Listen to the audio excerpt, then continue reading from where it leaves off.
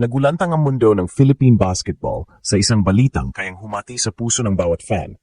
Ang NBA nabigla at tila hindi pa handa para kay Kevin Kiambao. Matapos ang sunod-sunod na private workouts at ang patuloy na paghahanap niya ng puwesto sa pinakamalaking liga sa mundo, tila mayroong hindi inaasahang hadlang na bumabalot sa kanyang NBA dream.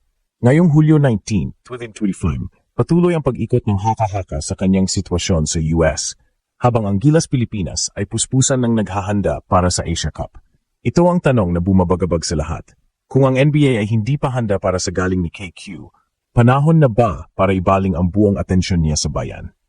Ang kanyang dating pahayag na, "Lagi akong yes, 100% sa Gilas," ay bumabalik sa isipan ng marami, kasabay ng kanyang ngayong viral na mensahe mula sa US, "Whatever it takes, KQ."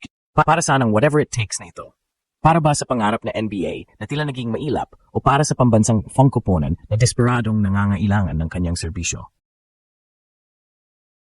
Ang sitwasyong ito ay naglagay kay Kevin sa pinakamahirap na posisyon, ang personal na ambisyon kontra sa tawag ng bayan. Puso o pangarap? Isang pambihirang conflict na tiyak na magpapainit sa bawat diskusyon at magpapasya sa kanyang tadhana. Nagulantang ang mundo ng Philippine basketball sa isang kaganapang kayang magpabago sa kapalaran ng ating pambansang kuponan. Ang NBA tila hindi pa handa para sa pagdating ni Kevin Kiambao. Matapos ang sunod-sunod na balita ng kanyang matitinding private workouts sa iba't ibang kuponan sa US at ang matagal niyang pananatili sa Amerika para habulin ang kanyang pangarap, lumalabas ngayon ang isang malalim na tanong. Bakit tila hindi pa siya nakakakuha ng kontrata o solidong oportunidad sa pinakamalaking liga sa mundo? Ang mga update mula sa kanyang kampo, partikular mula sa kanyang trainer, ay nagpapahiwatig na things haven't gone exactly as planned. Hindi ito nangangahulugang walang talento si Kiambao o kulang ang kanyang husay. Sa katunayan, kinikilala ang kanyang versatile game, abilidad sa playmaking, at ang kakaiba niyang basketball IQ para sa kanyang edad at posisyon. Ngunit, ang landas patungong NBA ay puno ng pagsubok, kabilang ang matinding kompetisyon para sa ilang spot, ang paghahanap ng tamang fit sa isang kuponan, at ang pagdaan sa mahaba at madalas na hindi nakikitang proseso ng scouts at coaching staff. Ang sitwasyong ito ay naglalagay kay Kevin sa gitna ng matinding emosyonal at profesional na hamon, kung saan ang bawat araw ng paghihintay ay lalong nagpapahirap sa kanyang desisyon.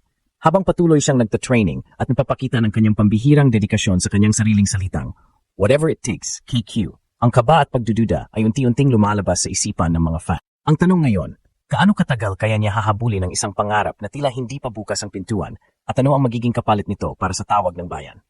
Sa gitna ng tila pagkabigla ng NBA kay Kevin Kiambao, isang mas kritikal na tanong ang bumabalik sa puso ng bawat Pilipino. Panahon na ba para ibaling ni Kevin ang kanyang buong atensyon sa bayan? Habang nananatili si Kiambao sa US na humahabol sa kanyang NBA dream,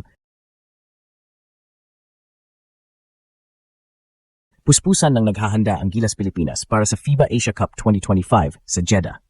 Si Kevin ay tinuturing na isa sa mga pinakamahalagang piraso sa puzzle ni Coach Tim Cone para sa redemption arc ng Gilas. Ang kanyang versatility, laki at husay sa paggawa ng opensa ay critical sana para sa kuponan, lalo na sa pagharap sa mga matitinding kalaban sa Asia. Naalala pa ng marami ang kanyang dating pahayag na "Lagi akong yes, 100% sa tawag ng bayan." Ngunit ngayon, ang kanyang pagkawala sa Gilas training camp at ang pagpapatuloy ng kanyang NBA pursuit ay naglalagay sa kanya sa isang napakahirap na posisyon. Ang Gilas ay nangangailangan ng buong puwersa at ang kawalan ni Kevin ay nagdudulot ng matinding hamon sa team chemistry at sa kanilang mga plano. Ito ba ang presyo ng pangarap? Ang pagsakripisyo ng pagkakataong makasama sa pambansang koponan sa isang importanteng torneo? Ang debate sa social media ay umiinit. Mayroong nagsasabing dapat niyang unahin ang kanyang pangarap, habang ang iba ay nagpapahayag ng pagkabigo at umaasang ibibigay niya ang kanyang buong atensyon sa Gilas. Ang krisis na ito ay naglalagay ng matinding pressure kay Kevin na kailangan niyang pagpasyahan kung nasaan ang tunay na prioridad ng kanyang puso at karera. Ang sitwasyon ni Kevin Kiambao ay hindi lang usapin ng personal na pangarap. Ito ay direktang nakakaapekto sa ambisyon ng Gilas Pilipinas na maghari muli sa Asia. Sa konteksto ng Philippine basketball, ang pagmamahal sa bayan at ang pagsisilbi sa national team ay higit pa sa simpleng paglalaro. Ito ay isang obligasyon at karangalan. Kung tila ang NBA ay hindi pa handa para sa kanya, panahon na ba para ibigay ni Kevin ang kanyang buong focus na lang sa Gilas? Ang Gilas ay nasa critical na yugto ng paghahanda. Kailangan nila ang bawat talento, bawat enerhiya at bawat puso na handang lumaban para sa bandila.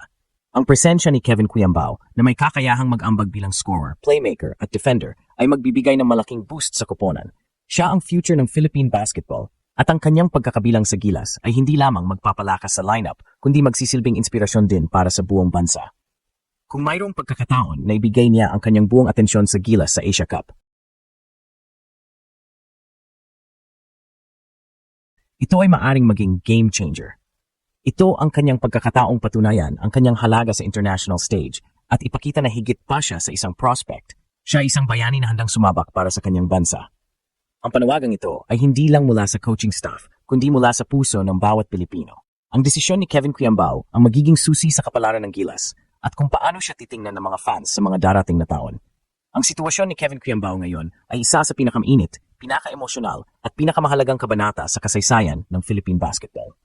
Nagulantang ang bansa sa balitang tila hindi pa handa ang NBA para sa kanyang galing sa kabila ng kanyang matinding pagod at sakripisyo sa US. Ang mga private workout at ang kanyang viral na mensahe na whatever it takes KQ ay sumasalamin sa kanyang walang humpay na dedikasyon sa pangarap na NBA. Ngunit sa bawat araw na lumilipas na walang kumpirmadong kontrata, lalong lumalaki ang kaba at pagdududa sa puso ng milyon-milyong Pilipino. Sa gitna ng paghahanap ng pwesto sa Amerika, nagbabango ng isang mas kritikal na tanong, hanggang kailan hahatiin ni Kevin Quiambao ang kanyang puso sa pagitan ng personal na ambisyon at ng tawag ng bayan?